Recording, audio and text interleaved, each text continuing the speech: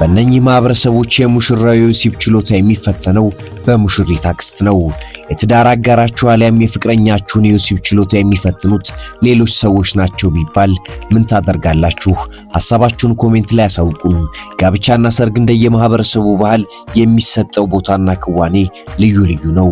በደቡብ ምዕራብ ኡጋንዳ የሚኖሩ የባያንኮሌ ማህበረሰብ አባላት ዘንድ የተለመደ አንድ ባህል አለ። የዚህ ማህበረሰብ አባል የሆነች አንዲት ልጃገረድ እድሜዋ ለትዳር ሲደርስ ከሚጠበቅባት ግዴታዎች አንዱ ክብረ ንጽህናዋን ጠብቃ መቆየት ነው። ይህን የምታረጋግጠው ደግሞ የሙሽሪት አክስት ናት። የሙሽሪት አክስት ሚና ግን ክብረ ንጽህናዋን በማረጋገጥ ብቻ አያቆምም። አክስትየው የሙሽራውን የወሲብ ችሎታ የመፈተንና የመገምገምም ኃላፊነት አለባት። አዎ አክስትየው ሙሽራው ሙሽሪትን ከማግባቱ በፊት አብራው ተኝታ አልጋ ላይ አቅሙን ትፈትሻለች። ይህ ለባያንኮሌ ማህበረሰብ አባላት የባህላቸው አንድ አካል እንጂ እንደ ነውር የሚቆጠር አይደለም። በእነኚህ ማህበረሰብ ዘንድ ሴት ልጅ እድሜዋ ለአቅመ ሔዋን ሲደርስ ከጓደኞቿ ተገላ እቤት ውስጥ ትቀለባለች።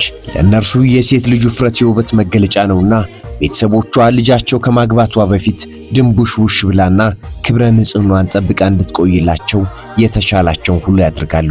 እንደዚህ አይነት አስደናቂ መረጃዎች በየቀኑ እንዲደርሷችሁ ፎሎ ማድረግ እንዳትረሱ።